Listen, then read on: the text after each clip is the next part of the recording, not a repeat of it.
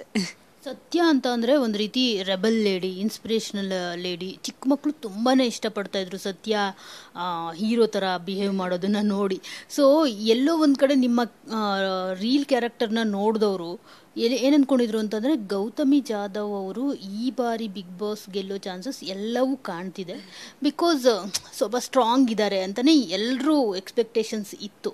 So ಎಲ್ಲಿ miss ಹೊಡಿತು ಅಂತ Gautami? Because ನಾನು ಕೂಡ ಅದೇ ಅಂದ್ಕೊಂಡಿದ್ದೆ, ಈ ಲೇಡೀಸ್ ಶ್ರುತಿ ಅವರು ಒಬ್ಬರೇ ಗೆದ್ದಿದ್ದಾರೆ, ಮೇ ಬಿ ಗೌತಮಿ ಅವ್ರಿಗೆ ಚಾನ್ಸಸ್ ಇರುತ್ತೆ ಅಂತ. ಎಲ್ಲಿ ಟ್ರ್ಯಾಕ್ ತಪ್ಪಿತು? ಎಲ್ಲೂ ಟ್ರ್ಯಾಕ್ ತಪ್ಪಿತು ಅಂತ ನನಗೆ ಅನಿಸಿಲ್ಲ. ಒಂದು ಹೌದು, ಪಾತ್ರವಾಗಿ ನನ್ನನ್ನೇನು ನೋಡಿದ್ರಿ ತುಂಬ ರೆಬೆಲ್ ಪಾತ್ರ, ಬಟ್ ಗೌತಮಿ ರೆಬೆಲ್ ಅಲ್ಲ. ಗೌತಮಿ ನೀವೇನು ನೋಡಿದ್ರಿ 111 ದಿವಸ ಇರೋದೇ ಹಾಗೆ. ಎಸ್, ಡೆಫಿನೆಟ್ಲಿ ಸ್ಟ್ರಾಂಗ್, ಇಲ್ಲಿ ಬಹಳ ಸ್ಟ್ರಾಂಗ್ ಇದ್ದೀನಿ ನಾನು, ಅದು ಹೌದು. ಬಟ್ ಎಮೋಷ್ನಲಿನೂ ಇಲ್ಲಿ ಎಷ್ಟು ಸ್ಟ್ರಾಂಗ್ ಅಂತ ನಾವು ಅನ್ನಿಸ್ತೀವಿ. ನೀವು ಆ ಎಲ್ಲ ವ್ಯಕ್ತಿ ನೋಡಿದ್ರೆ ತುಂಬ ಒಳಗಿಂದ ತುಂಬ ಎಮೋಷ್ನಲ್ ಆಗಿರ್ತಾರೆ, ಪಟ್ಟ ಅಳು ಬರುತ್ತೆ, ಅದೆಲ್ಲ ಆಗುತ್ತೆ. ಬಟ್ ಅಷ್ಟೇ ಕಮ್ ಬ್ಯಾಕ್ ಮಾಡ್ತೀವಿ ನಾವು. So on that note yes. And ನಾನು ನೋಡಿದ ತಕ್ಷಣ ಹಾಗೆ ಅನಿಸಿ ಗೆಲ್ಲಬಹುದು ಅನಿಸಿ ಗೆಲ್ಲದೆ ಇರೋದಕ್ಕೆ ಐ ಆಮ್ ಸೋ ಸಾರಿ. ನಿಮ್ಮ ಎಕ್ಸ್ಪೆಕ್ಟೇಷನ್ಸ್ ನಾನು ಮೀಟ್ ಮಾಡಿಲ್ಲ. ಬಟ್ ನನ್ನ ಆಟನ ನಾನೇನು ಅಂದ್ಕೊಂಡಿದ್ದೆ, ನನ್ನ ಮನೆ ಒಳಗೆ ಹೇಗೆ ಹೋಗ್ತೀನೋ ಹೊರಗೂ ಹಾಗೆ ಬರಬೇಕು. ಆಟಕ್ಕೆ ಅಂತ ನಾನು ಯಾವುದನ್ನು ಬದಲಾಯಿಸ್ಕೋಬಾರ್ದು. ಬದಲಾಯಿಸ್ಕೊಂಡ್ರೆ ಅದು ತಪ್ಪು ಅಂತಲ್ಲ. ಏನು ಆಟನ ಅವರು ಎಷ್ಟು ಸೀರಿಯಸ್ ಆಗಿ ತೊಗೊಂಡು ಆಡ್ತಾರೆ, ಅದು ಅವರವರ ಚಾಯ್ಸ್ ಆಗಿರುತ್ತೆ. ಬಟ್ ನಾನು ಅದನ್ನು ಮಾಡಬಾರ್ದು ಅನ್ನೋದು. ಸೊ ಅದ್ರ ಬಗ್ಗೆ ಐ ಆಮ್ ವೆರಿ ಪ್ರೌಡ್. ಆಟನ ತುಂಬ ಚೆಂದ ಆಡಿದೆ, ನಾನಾಗೆ ಇದ್ದೆ ಅಲ್ಲಿ ಅನ್ನೋದ್ರ ಬಗ್ಗೆ ಖುಷಿ ಇದೆ. ಎಲ್ಲೂ ಟ್ರ್ಯಾಕ್ ತಪ್ಪದೆ ಅಂತ ಅನಿಸಿಲ್ಲ. ಆ್ಯಂಡ್ ಯಾವುದನ್ನು ನಾವು ಹೀಗೆ ಆಗುತ್ತೆ ಅಂತ ಅಂದ್ಕೊಳ್ಳೋದಕ್ಕಾಗಲ್ಲ ಅನಿಸುತ್ತೆ. ನನ್ನ ಜರ್ನಿ ಮೇ ಬಿ ಇಲ್ಲಿವರೆಗೂ ಮಾತ್ರ ಇತ್ತು. So 16 weeks beautiful journey, and ಅದ್ರ ಬಗ್ಗೆ ತುಂಬ ಖುಷಿ ಇದೆ.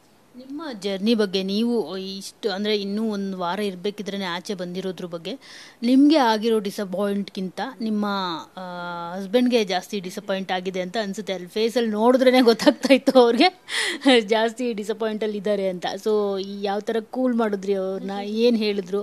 ಮತ್ತು ಮನೆಗೆ ಬಂದಿದ್ದ ತಕ್ಷಣ ಬಿಗ್ ವೆಲ್ಕಮ್ ಮಾಡಿದ್ರು ನಿಮಗೆ, ಮಕ್ಕಳನ್ನ ಮೀಟ್ ಮಾಡಿದ್ರಿ, ಅವರು ಮುದ್ದಾಡಿದ್ರ, ಏನು ಹೇಗೆ? ಹಾಂ, ಅಭಿಗೆ ಹೌದು. ಅಂದರೆ ನಾವು ಒಳಗಾಡ್ತಾ ನಮಗೆ ಗೊತ್ತಾಗುತ್ತೆ ಬೇರೆ ಕಂಟೆಸ್ಟೆಂಟ್ಸ್ ಬಗ್ಗೆ ಎಲ್ಲ.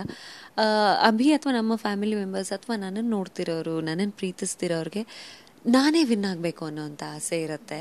ಅದು ಅವ್ರ ಪ್ರೀತಿ, ನಿಜವಾಗ್ಲೂ ಅದು ಅದ್ರ ಬಗ್ಗೆ ಬೇರೆ ಮಾತಾಡೋ ಹಾಗೆ ಇಲ್ಲ.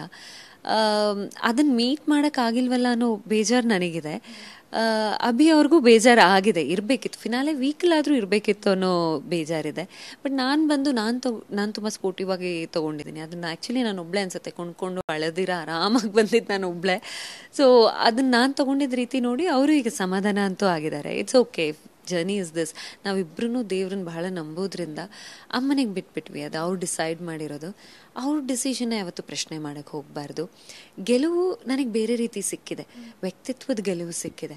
ಅಂದರೆ ನನ್ನನ್ನು ಯಾರೇ ಇಷ್ಟಪಡ್ತಿದ್ರು, ಗೌತಮಿ ನೀವು ವ್ಯಕ್ತಿಯಾಗಿ ತುಂಬ ಇಷ್ಟ ಆಗ್ತೀರಾ, ನಿಮ್ಮ ಪರ್ಸ್ನಾಲಿಟಿಗೆ ಇಷ್ಟ ಆಗ್ತೀರಾ, ನೀವಿದ್ದಂಥ ರೀತಿ, ನಗು, ಇದೆಲ್ಲ ಇಷ್ಟ ಆಗುತ್ತೆ, ತುಂಬ ಡಿಗ್ನಿಫೈಡ್ ಆಗಿದ್ರಿ, ಹಾಗಿದ್ರಿ, ಹೀಗಿದ್ರಿ, ಅಂದರೆ ಹೇಗಿದ್ರು ಡೇ ಒನ್ ಈಗಲೂ ಹಾಗೇ ಇದ್ರಿ, ಇದೆಲ್ಲ ಗೆಲುವು ಅಂತ ಅನಿಸುತ್ತೆ ನನಗೆ.